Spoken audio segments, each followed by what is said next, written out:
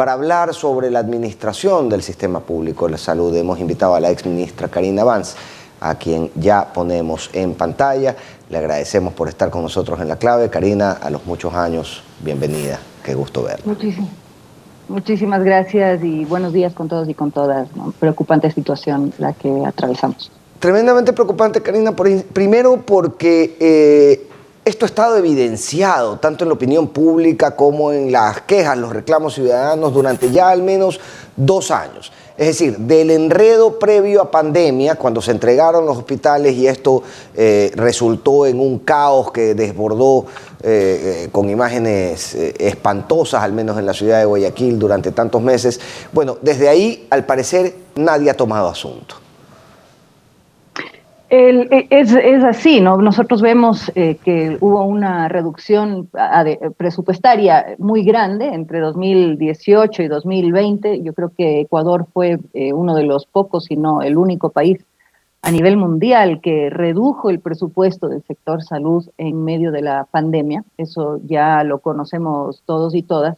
Pero como bien menciona, el tema de transparencia es clave, ¿no? No solamente es tener el presupuesto, es saber utilizarlo, hacerlo bien, tener la capacidad técnica y por otro lado, hacerlo con transparencia, ¿no? Y nosotros pues conocemos ya los casos que se han suscitado en cuanto al mal uso, digamos, de los recursos.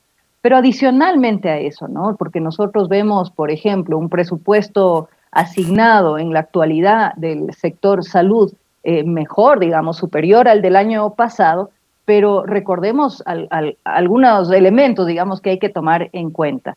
Desde el 2018, cuando tuvimos un pico, digamos, en cuanto al presupuesto de salud a nivel nacional, alcanzando 2.800 millones en el caso del Ministerio de Salud Pública, que es el mayor proveedor de servicios de salud, aunque obviamente el IES es el segundo, es decir, aquí tenemos una problemática que se da en los 2 mayores proveedores de servicios de salud del país, pero desde el 2018, cuando hay un pico, tenemos 900,000 personas más en el país, o sea, no solamente que el presupuesto debe mantenerse, debe crecer al menos en la medida que crece la población.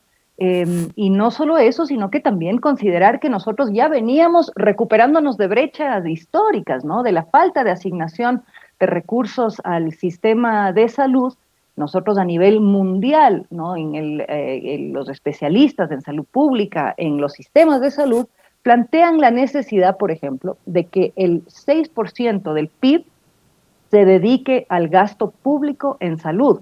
El Ecuador se planteó como meta llegar al 4% en la Constitución del 2008, superó aquello, llegamos a tener un porcentaje del PIB dedicado al gasto público en salud del 4.4%, pero necesitábamos seguir realizando ese esfuerzo para poder cubrir las necesidades del país. Todo se problematizó en el contexto de la pandemia, pero como bien menciona, no estamos viendo en este momento solo los rezagos, el impacto de la pandemia, estamos viendo el impacto de decisiones en la política pública que están teniendo una influencia sobre ya indicadores de mortalidad y de morbilidad que van más allá del COVID. Mencionaba usted, Karina, que en el 2018 aproximadamente se dejó de incrementar el presupuesto y a partir de ello pues hemos vivido todo lo que hemos vivido y hoy por hoy donde estamos detenidos hay fallas infraestructurales, hay fallas en instrumentos, hay fallas en equipos, hay fallas en la provisión de medicamentos. ¿Por dónde arrancar? Es decir, tenemos una urgencia, hay personas que están haciendo fila desde las 4 de la mañana fuera de los hospitales. ¿Cómo solucionamos de primera ese problema y luego cómo se prioriza el gasto para volver a robustecer el sistema público? Bueno, usted menciona el tema de inversión en infraestructura y equipamiento, eso es importantísimo. Yo estaba viendo datos del Ministerio de Economía y Finanzas de este gobierno. Es alarmante la bajísima inversión que se tiene. Nosotros hablamos del presupuesto corriente por un lado, ¿no? De que viene de los ingresos permanentes, eso que se dedica a talento humano, que se dedica a la compra de medicamentos porque es una necesidad permanente. Pero en cuanto a inversión, vemos una inversión bajísima en salud y necesitamos seguir manteniendo aquello con lo que contamos. Recordemos que, por ejemplo, Entre el 2007 y 2010 crecimos en el sector público, tanto IES como Ministerio de Salud Pública, en más de 4.000 camas hospitalarias. Eso requiere, y eso es nuevos hospitales, infraestructura nueva, etcétera, eso requiere un mantenimiento, ¿no? Y todo el sistema. El tema de turnos, yo recuerdo cuando fui ministra, y había una queja, ¿no? Decían, ¿por qué? Una queja de sectores que no creen en el derecho a la salud, ¿no? Y la queja de ellos era, ¿por qué incluyeron la gratuidad en la salud en la Constitución del 2008? Ahora vaya a ver las filas, ¿no? Y eso fue un tema que nosotros resolvimos con inversión, sí, con el presupuesto asignado que se requería, pero también con un proceso de análisis de qué estaba pasando, ¿no? Y levantar esos procesos y mejorarlos, ¿no? Llegamos a tener ya hospitales sin eso que se había vuelto desgarrador, pero ya común en nuestras vidas, que era a las 3 de la mañana, por ejemplo, en Quito, en el Hospital Vaca Ortiz, o en el Francisco y Casa Bustamante, en Guayaquil, ver las filas desde las 3 de la mañana de madres de familia con sus niños tratando de obtener un turno. Eso llegamos nosotros a eliminar, pero se tiene que hacer con expertos en el tema, ¿no? Gestión de turnos, el sistema de referencia y contrarreferencia, que tengo entendido que en este momento no se está aplicando, es decir, nuevamente los hospitales están atendiendo casos que podrían atenderse en el primer nivel, pero el primer nivel también, el primer nivel digo centros de salud, aquellos que están más cercanos, no digamos, hay ni de las gasa. comunidades. ¿Mande? No hay ni gasa en los de primer nivel. Exactamente, entonces están desabastecidos también, tienen recortes presupuestarios importantes y entonces tenemos hospitales que están atendiendo a aquellos hospitales que tampoco tienen la capacidad por el tema de los recortes presupuestarios, por el tema de que también en cuanto a talento humano, conocemos que han habido recortes, ¿no es cierto?, a lo largo de estos años en el sector público y que tendríamos que estar haciendo lo contrario, ¿no? Nosotros en la década entre el 2007 y 2017 se triplicó el número de funcionarios de personal de salud que estaba trabajando en el IES, en el Ministerio de Salud Pública, pero esa tendencia tendría que haber continuado. Y lo que vemos no solo es un estancamiento, sino un retroceso. Y claro, este es el impacto que podemos hablar de cifras de mortalidad, de morbilidad, luego de haber mejorado esos indicadores en muchos aspectos de forma importante, pero estamos hablando de vida, sobre todo estamos hablando de la vida, la calidad de vida de la gente, el bienestar de la gente. Y estos plantones que hemos visto, ¿no?, en Quito, en Guayaquil, en Cuenca, pero que en realidad responde a una realidad que se da a nivel nacional, las personas están desesperadas porque aquí está en juego su vida, la vida de sus familiares, la vida de sus seres queridos. Y entonces necesitamos realizar, el gobierno pues necesita realizar procesos de compra de medicamentos, por ejemplo, que sean eficientes, que sean transparentes, y ya tenemos, no a nivel de Ecuador, y no voy a hablar acerca del gobierno anterior, no, mecanismos que se han utilizado a nivel mundial, recomendaciones que existen por parte de los organismos internacionales en cuanto a cómo realizar las compras de medicamentos de forma más eficiente, más rápida y que responda a las necesidades. En Ecuador se ha usado la subasta inversa de medicamentos, compras grandes de medicamentos, que no solamente han facilitado el acceso a los medicamentos, sino que lo han hecho con un costo, digamos, que sea lo más bajo posible, un precio lo más bajo posible para el Estado, porque aquí también está en juego la sostenibilidad del sistema de salud. Tenemos mecanismos a nivel regional, ¿no? El Fondo Estratégico de OPS se lo ha usado, por ejemplo, compra de medicamentos antirretrovirales para VIH, que bueno, que haya una dotación mejor, digamos, en estas últimas semanas, meses, pero necesitamos realizarlos para todos los medicamentos que tenemos. Nosotros tenemos un cuadro básico, es decir, medicamentos esenciales que requiere el sistema de salud, que supera los 700 medicamentos, y tenemos desabastecimientos importantes que se están dando en los centros, en las unidades de salud. Otro mecanismo, compra conjunta con otros países, eso es algo que ya se estaba dando, que nos estaba... tenía resultados, digamos, importantes, porque, por ejemplo, el Ecuador había participado en la negociación conjunta de medicamentos con otros países en el marco de Mercosur y UNASUR, que nos dio ahorros importantísimos. Ese tipo de mecanismos tendríamos que estar utilizando. Yo tengo acceso, por ejemplo, a los datos del presupuesto del Ministerio de Salud Pública en este momento, y muchas unidades con cero en lo que es la partida de medicamentos y con un desabastecimiento grande. No es lo óptimo que sean las unidades. Es decir, Karina, discúlpeme la interrupción. Es decir, que en los documentos a los que usted ha tenido acceso no existe tampoco un plan claro para la compra de medicamentos y debidamente estructurado no sé, zonificado en todos los lugares donde opera el sistema público, porque realmente da la impresión de que no hay una política pública clara. Desde hace 6 meses se hicieron estos recorridos y hasta hoy no hay una respuesta. No, yo coincido, me parece que es loable, por ejemplo, que hablemos acerca del consenso y el diálogo para resolver el tema de medicamentos, pero por ahí no va la cosa. O sea, necesitamos tomar pasos técnicos, pasos en cuanto a la contratación pública, con un cronograma, ¿no? Que nos diga, ok, si es que el proceso de recorrido de los hospitales comenzó hace 6 meses, se levantaron las necesidades, ok, entonces comencemos ya el proceso de compra. Para eso hay cronogramas. La ley de contratación pública establece, digamos, procesos para realizar la adquisición.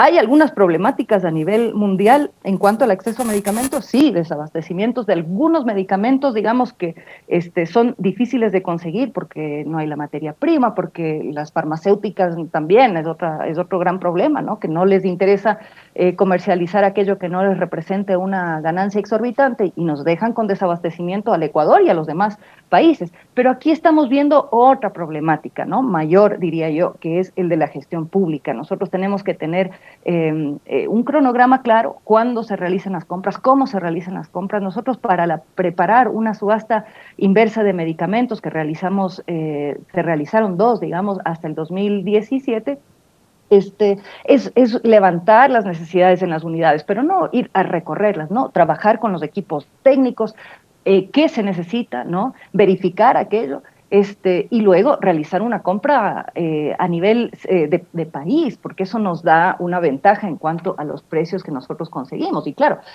sería mejor aún que el Ecuador se sume a otros países y se realicen compras que por economías de escala, digamos, nos generan mayores beneficios. Pero no hemos visto eso. Yo no tengo acceso a información privada o acceso a información confidencial del ministerio. Yo tengo acceso a la misma información que tiene acceso toda la ciudadanía ecuatoriana, a la información que es pública, y estamos viendo que hay un gran problema en cuanto a la gestión pública, ¿no? Nuevamente digo, el consenso, el diálogo, muy bien, pero para resolver un problema como el de medicamentos, que es tan complejo técnicamente, necesitamos conocimiento, experticia sobre el proceso de contratación pública en el país, condolernos también de la realidad de las personas, porque es desgarrador ver las historias que estamos viviendo en varios de las unidades del país. Justamente y eso es lo que alcanzamos a ver, porque claro, las historias que están por detrás son mucho más, ¿no? Exactamente, y con lo dolorosas que son esas historias, Karina, todo proceso de licitación, todo proceso de subasta inversa, cualquier proceso que uno elija en el Sistema Nacional de Contratación Pública toma un tiempo, y es un tiempo que puede ser superior a las urgencias de las personas que ya tienen 5 o 6 meses sin recibir medicación. ¿Cómo resolver para mañana esto?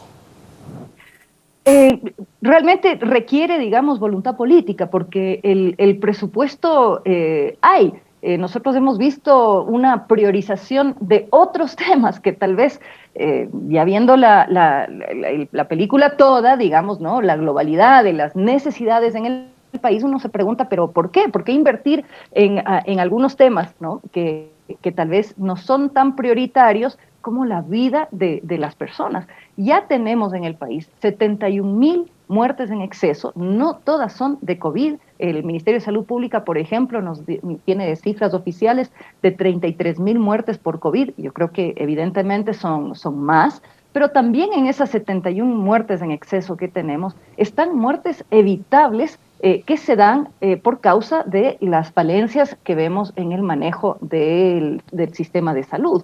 Y mire, entre el 2019 y el 2020, la diferencia en egresos hospitalarios es de casi 300.000, 288.000 egresos hospitalarios menos en el 2020 comparado al 2019. Será interesante ver las cifras del 2021, que sería bueno que se las continúe actualizando tanto el Ministerio de Salud Pública, el INEC, para poder realizar este tipo de análisis, pero ese es el tipo de impacto que vemos. 300.000, casi 300.000 egresos hospitalarios menos. Eso no se debe a que estamos mejor en estamos cuanto más a la salud saludables, más robustitos. No, eso se debe a que se ha generado una barrera de acceso enorme.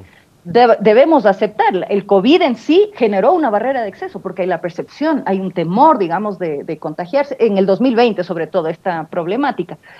Pero hoy por hoy, en el 2021, cuando tenemos ya una mayor confianza, ¿no? El nivel de vacunación en cuanto a COVID es alto y eso es algo que se debe destacar, eso es positivo, digamos, para el país entero. Pero cuando las personas se acercan a hacer una cita, por ejemplo, en el IES, le dan la cita para meses adelante, si es que la consigue, porque en la mayoría de casos tú llamas y no vas a conseguir una cita nomás, o tratas de conseguir una cita a 2 horas de tu hogar. Pues eso y por esa grieta empieza a instalarse de nuevo el sistema de palancas. Es decir, solo quien tiene a alguien adentro a quien puede llamar puede acceder a la cita. Y así se va pudriéndose, esto se va filtrando y va pudriendo hasta la médula del sistema público de salud. Y se ahora que conversábamos... otros temas importantes también, por favor, porque además se instala en la mentalidad nuestra, en cómo percibimos a lo público, como algo que no funciona. Y eso es algo que estábamos en proceso de recuperar, de demostrar, como se lo ha hecho en Europa, en Francia, en Inglaterra, en tantos otros países, que lo público sí puede funcionar, debe funcionar. Cuando hay voluntad política, cuando hay capacidad técnica, funciona.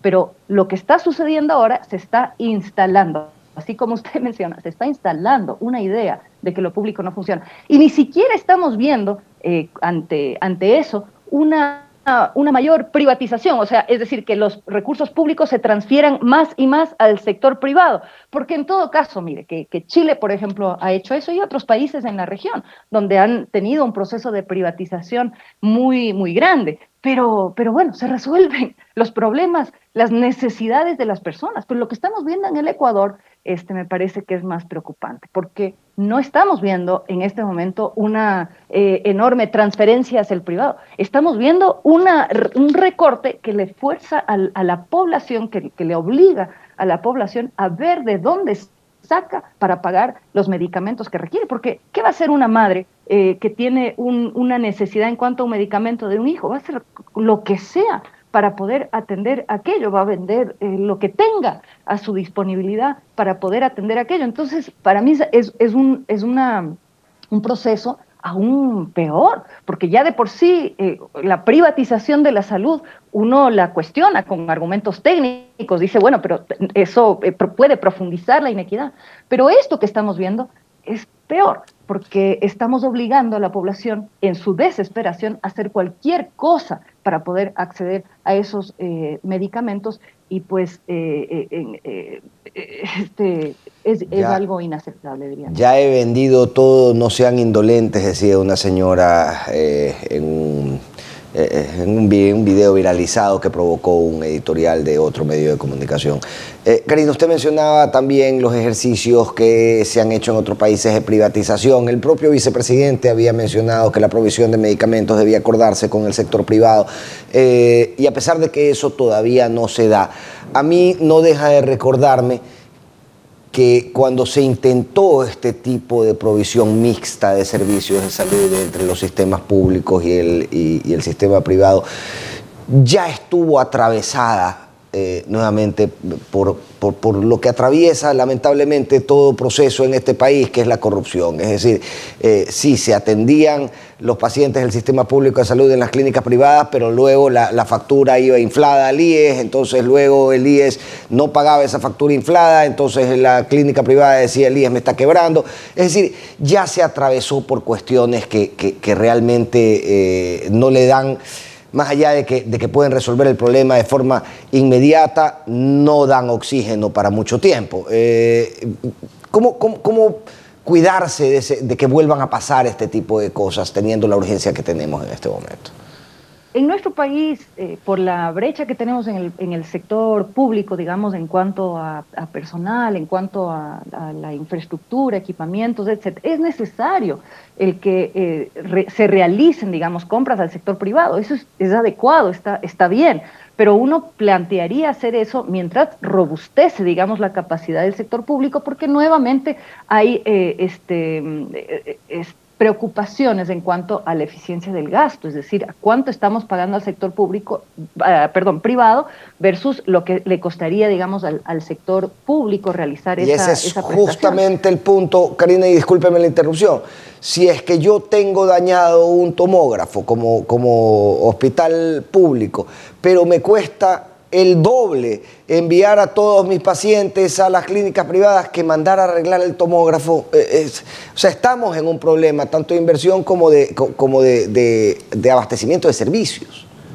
Correcto, y hay mecanismos para controlar eso, ¿no? Nosotros expedimos el tarifario de prestaciones que establecía el precio, lo que pagaría el sector público al sector privado o distintas entidades del sector público entre ellas, por ejemplo, Ministerio de Salud Pública comprándole servicios al IES o viceversa, y se establecieron cuáles iban a ser pues los precios para realizar esas compras.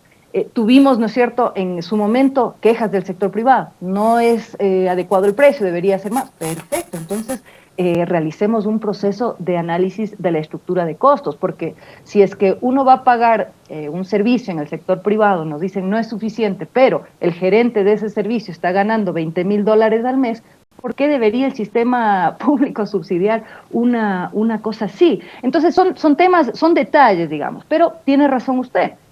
Por un lado es necesario, porque por la necesidad que tenemos y porque, pues, y peor ahora que no ha habido la inversión en la parte pública, pero algo que estábamos viendo y que me temo siga siendo un proceso que se da, porque se sigue comprando servicios al sector privado, ¿no? Por parte del IES sobre todo, es este problema de una falta de auditoría médica, de controlar que lo que se está cobrando es lo que en realidad se está prestando y lo que se está prestando en cuanto al servicio de salud sea coherente con la necesidad del paciente, ¿no? Entonces, esos son temas que hay que analizarlos, pero se instauraron ya procesos más automatizados, digamos que fluidos, para poder realizar esos controles y, en todo caso, cumplir con la meta, el objetivo principal, que era atender las necesidades de los pacientes, de las pacientes, de la ciudadanía.